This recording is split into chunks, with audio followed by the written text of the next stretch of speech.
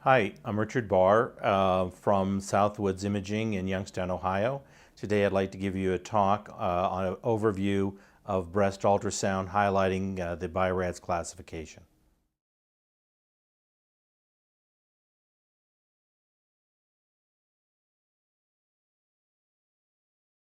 Today I'd like to give you a general talk on ultrasound imaging of the breast, talking about lesion characterization. I'd like to go over some of the things that I do when I'm doing an examination, as well as review the BI-RADS categories and characterization of lesions.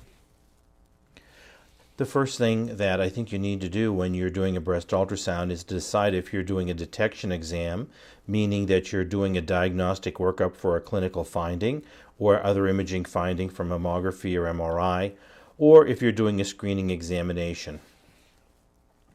If you're doing a detection examination, that is, that the patient has a symptom or a problem that you're trying to further work up, then you also need to decide if you're going to do a targeted exam to only include that area that's abnormal, or you're going to do a whole breast ultrasound. There's no real guidance as that one is better than the other. I think that your institution should make a decision so that you have uniformity throughout your division. If you're going to do a targeted exam, one thing you have to remember is the breast can roll when a mammogram is being performed, and therefore I prefer to scan over 120 degrees, that is 20 minutes on the clock face, from where I think the lesion is. So if I believe the lesion's at 2 o'clock on the mammogram, I always scan from 12 o'clock to 4 o'clock. I always take a picture of the farthest clockwise and the farthest counterclockwise image of where I scan for documentation. This way you can go back and you always remember at what locations you've scanned in the breast. I always perform scans in two planes, and I prefer the radial and anti-radial, but there are you can do sagittal and transverse if you prefer. Another thing that I think a lot of people don't realize is if you're going to be scanning the entire breast looking for lesions, you do need to scan superior up to the clavicle, inferior to the inframammary fold, medial to the midline, and lateral to the mid-axillary line, and we also include the axilla as part of a whole breast examination. I always document at least one image in each quadrant, even if no lesions are present. Again, that's just for documentation that that area of the breast was scanned.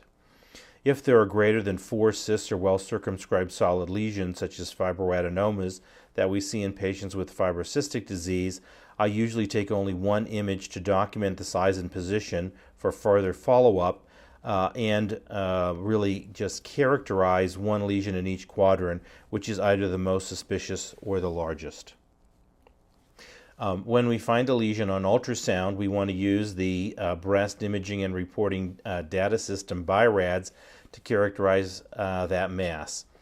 The BI-RADS classification includes a discussion on masses, calcifications, special cases that are unique to ultrasound, vascularity, and an assessment category. To be able to characterize a lesion, you have to have excellent B-mode images. You need to evaluate the entire lesion. It's not sufficient if you see a lesion that you think is a cyst to just take a transverse or a radial and an anti-radial position and not interrogate the entire cyst wall. You do need to look for subtle findings as for irregularity of the masses or small spiculations. This will help to put the lesion in the appropriate BI-RADS category that we'll discuss later on for the patient to have appropriate treatment and follow-up. In terms of masses, one thing that we want to do is shape. This can be either oval, which is elliptical or egg-shaped and may include 2 or 3 undulations, round, spherical, ball-shaped, circular, or globular, irregular, neither round nor oval in shape. And here are some examples of these 3. Oval, round, and irregular. Oval is usually characteristic of a benign lesion. Round is intermediate, and irregular is more suspicious for a malignant lesion. We also want to describe the orientation of the lesion. Is it parallel? The long axis of the lesion parallels the skin line. otherwise stated as the lesion is wider than taller or horizontal, or it's not parallel. The long axis is not oriented along the skin line, meaning that it's taller than wider or vertical. And here are examples of parallel, where the long axis of this lesion parallels the skin, and not parallel, where the lesion is taller than wider. Not parallel is more suspicious for malignancy. Parallel is more suggestive of a benign lesion. Margins. These can either be circumscribed or not circumscribed. By circumscribed, we mean the margin that is well defined or sharp with an abrupt transition between the lesion and surrounding tissue.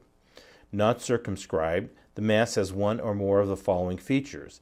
It can be indistinct, no clear demarcation between a mass and its surrounding tissue. Angular, some or all of the margins have sharp corners, often forming acute angles. It can be microlobulated, where there's short cycle undulations imparting a scalloped appearance to the margin of the mass, or it can be spiculated, where the mass is formed or characterized by sharp lines projecting from the mass. And here we have examples of all of these. Circumscribed, again, clearly defined margins. These are often benign. Indistinct, where here we have a hypoechoic lesion going to a hyperechoic rim, and it's very hard to determine exactly where the transition is between those, so the borderline is indistinct. Angular, you can see we've got several irregularities here in the mass with angular margins, again more suspicious for malignancy. Microlobulated, we've got several well circumscribed undulations, and a spiculated mass, where we've got multiple spiculations coming out of the mass, more suggestive of a malignancy. We want to look at the lesion boundary. You can either have an abrupt interface, meaning that there is a sharp demarcation between the lesion and surrounding tissue, which can be imperceptible, or a distinct, well-defined echogenic rim of any thickness. We can also have an echogenic halo, where there's no sharp demarcation between the mass and surrounding tissue, which is bridged by an echogenic transition zone.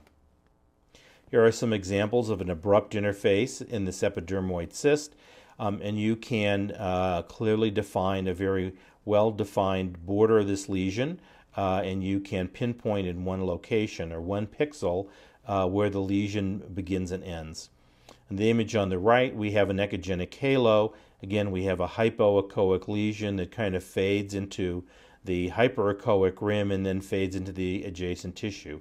So it's very hard to determine where the boundaries of this lesion are.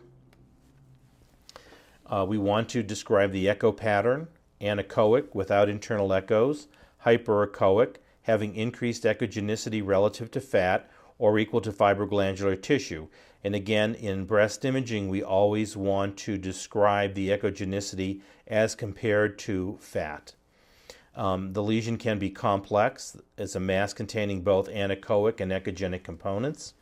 It can be hypoechoic, defined relative to fat. Masses are characterized by low-level echoes throughout, that is, the appearance of a complicated cyst or fibroadenoma.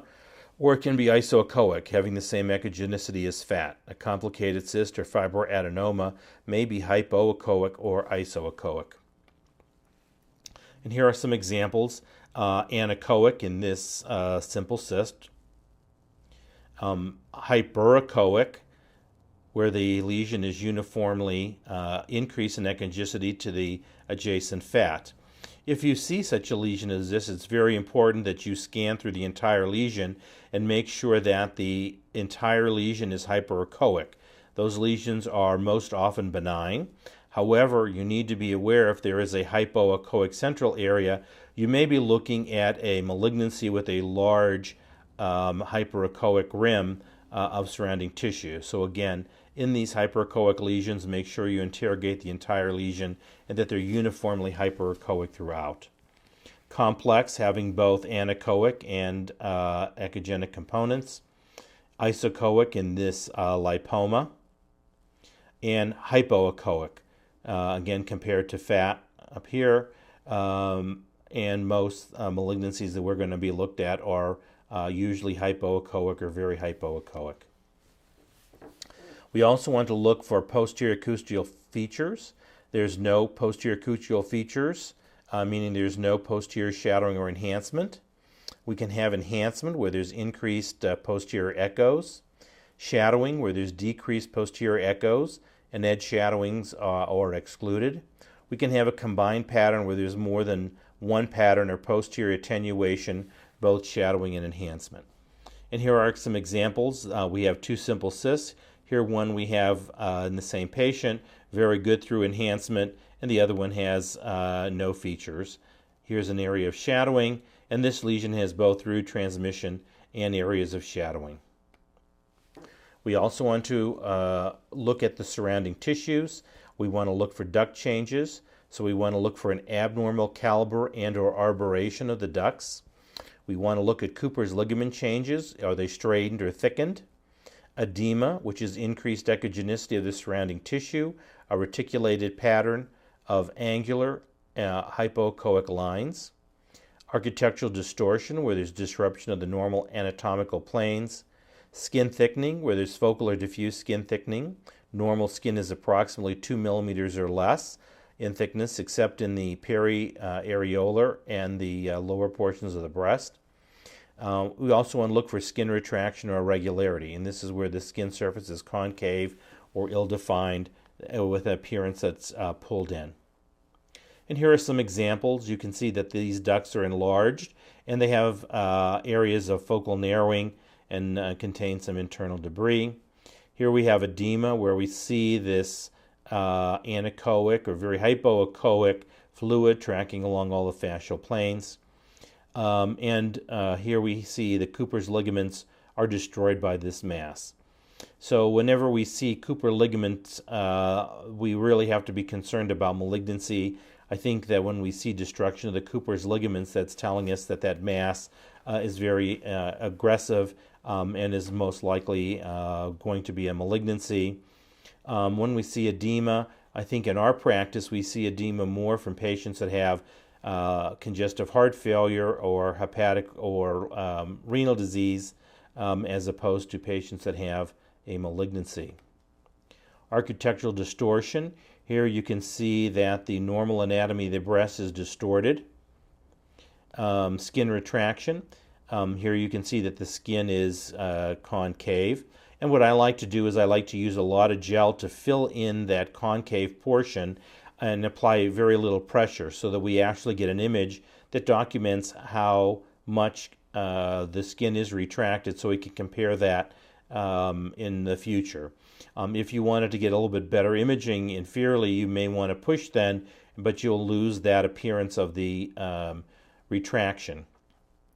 For skin thickening, what I like to do is do a dual display, and you can do the normal and the abnormal side in the same location. So you can compare the skin thickness from one breast to the other, and I find that very helpful. For calcifications, we look at macro calcifications, and these are greater than or equal to 0.5 millimeters in size, and these calcifications usually shadow. And we can have microcalcifications out of a mass, or we can have the microcalcifications within the mass. And these small microcalcifications outside of a hypoechoic mass are very difficult to identify because they do not shadow. However, if these microcalcifications are in a very hypoechoic mass, they are often seen as punctate foci within the lesion. And here are some examples of a macrocalcification where we see shadowing. And here we have microcalcifications that we can see within a hypoechoic mass. And in this case, you can see there's several white dots. And here's a macrocalcification with shadowing, but there are multiple other small white dots in the normal breast parenchyma, which is very hard for us to determine if these are really microcalcifications. Ultrasound is very unique. It allows us to actually characterize lesions with specific features and can classify them as benign or malignant. So clustered microcysts are a cluster of tiny anechoic foci, each smaller than 2 to 3 millimeters in diameter, with thin, less than 0.5 millimeter intervening septae, with no discrete solid components. Complicated cysts are mostly characterized by homogeneous low-level internal echoes. Complicated cysts may also have a fluid-filled or fluid debris level that will shift with the change in position. It's very important to distinguish complicated cysts where there is no solid component that's fixed to the wall versus complex cystic masses which have a solid component and do not move with repositioning of the patient. We can look for a mass in or on the skin. These are usually clinically apparent and may include sebaceous or epidermoid inclusion cysts, keloids, moles, and neurofibromas. And here's an example of a clustered microcyst with these very fine septations. Here's an example of an epidermoid cyst as a mass in or adjacent to the skin line. And here's a complicated cyst that has some debris inside a cyst. Additional special cases include foreign bodies, and these may include marker clips, coils, wires, catheters, sleeves, silicone, and metal or glass related to trauma. We can also see lymph nodes. They can be either intramammary or in the axilla, and these are normal findings within the breast. And lymph nodes resemble small kidneys with an echogenic hilus and a hypoechoic surrounding cortex, and again, they're found normally in the breast, including the axilla, and just because you find them does not mean that they are abnormal. So here's an example of an intramammary lymph node. One of the things you want to do to make sure it's a normal lymph node is that the hypoechoic cortex is relatively uniform throughout its appearance. Again, you're going to have an echogenic fatty hilum. Here's an axillary lymph node which has the same appearance, and here I've turned on color, and that's to show you that in a normal lymph node, the artery and vein enter through the hilum and have a pattern just similar to a kidney, this normal arboration. If you ever see blood flow coming through the cortex from out instead of through the hilum, those lymph nodes are abnormal and need to be biopsied. And here's an example of a foreign body, a needle taking a biopsy. We also want to assess vascularity, and there may be no vascularity present or it's not assessed. That the vascularity can be present within the lesion. It can be present immediately adjacent to the lesion, or we can have diffused increased vascularity in surrounding tissue. So here's an example. We've got the color box turned on and there's no blood flow. You do want to make sure that you have your settings appropriate and that you get blood flow. And usually we try to get at least a dot of blood flow, not in the lesion, but in the surrounding tissue to make sure that our settings are correct. In this case, we've got blood flow surrounding the lesion and not within the lesion. If these vessels tend to drape around the lesion, it's more likely a benign lesion. Here we have blood flow within a lesion, and this does not necessarily have to be a malignant lesion. In general, benign lesions have blood flow that surrounds the periphery of the lesion before entering. In malignancies, we often have vessels that are perpendicular to the lesion, giving more appearance of a malignancy. And we can have diffuse increased vascularity, in this case with mastitis. So after you've found your lesion and you've characterized it using the words we've just described, the next portion of the BI-RADS is the assessment category. And there are 7 assessment categories. These include Category 0, incomplete, Category 1, negative, Category 2, there is a finding, but it is definitely benign, Category 3, there is a finding and is probably benign and must have a less than 2% probability of a malignancy. Category 4 is a suspicious abnormality, and these are subclassified into 4A, 4B, and 4C, with the percentages of malignancies listed here. Category 5 is highly suggestive of malignancy, greater than 95%, and Category 6 is a known cancer. Your report should give a concise summary of the clinical history, comparison to previous ultrasound examinations. You should tell the scope of the exam if it was a targeted exam or a survey exam. And you want analysis of significant lesions or findings. You want to say the type of breast tissue, lesion size given in at least 2 dimensions, and the location. I prefer to give the clock face and distance from the nipple. There are other methods you can use to describe where the lesion is. You want to give a succinct characterization of abnormal findings. And then you want to do correlation of the ultrasound with mammography or MRI if available. And then you want to give your overall final assessment using the BI-RADS classification that we just discussed. And from that BI-RADS assessment, you want to give your management recommendations, and those flow based on the BI-RADS category. So if you have a BI-RADS 3 lesion, you will probably recommend a 6-month follow-up.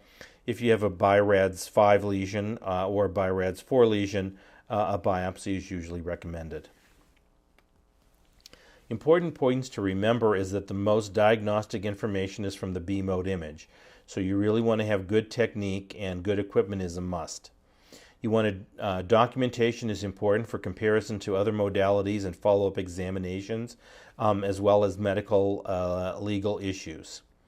And remember, when you're doing comparisons to other modalities, always confirm the position of the lesion, the background tissue, and by that I mean is if you have a mammogram and the lesion is in fatty tissue, you should also find the lesion on ultrasound in fatty tissue.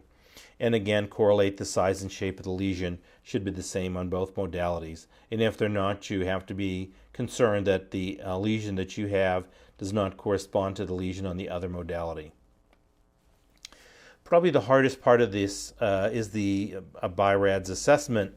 Some are pretty easy. If you have a simple cyst, it's a BI-RADS 2. If you have a spiculated mass with blood flow and shadowing, it's a BI-RADS 5.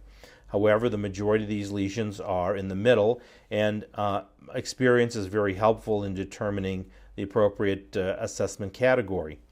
You should always follow up your assessments to see how you've done. And I gave you the percentages of lesions that should be malignant for each of these categories. I think it's very important that you do your follow-up and realize if you're overcalling, undercalling cases. So, for example, if you're calling lesions BI-RADS 3 and you notice that 10% of those are malignant, you need to readjust your scale because we should not be calling greater than 2% of your lesions, no greater than 2% of the lesions you call BI-RADS 3 should be a malignancy, and actually in most studies that should probably be less than 1%. So in conclusion, BI-RADS has resulted in a uniform reporting system that we all understand. Lesion characterization requires attention to detail and looking for subtle findings. If you do a good job, your surgeons will want you to do the workup.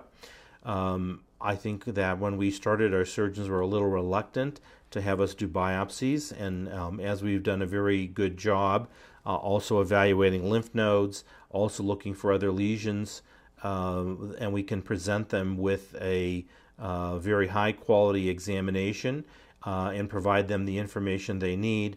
I think this eliminates a lot of problems with disagreement between who should be doing what. Lesion characterization and recommendations is not enough. You need to look at the whole picture. So, for example, whenever there's a cancer, we really search for abnormal lymph nodes and biopsy those if needed. And again, if we also look for a second cancer to make sure we do a complete study. Thank you for your attention.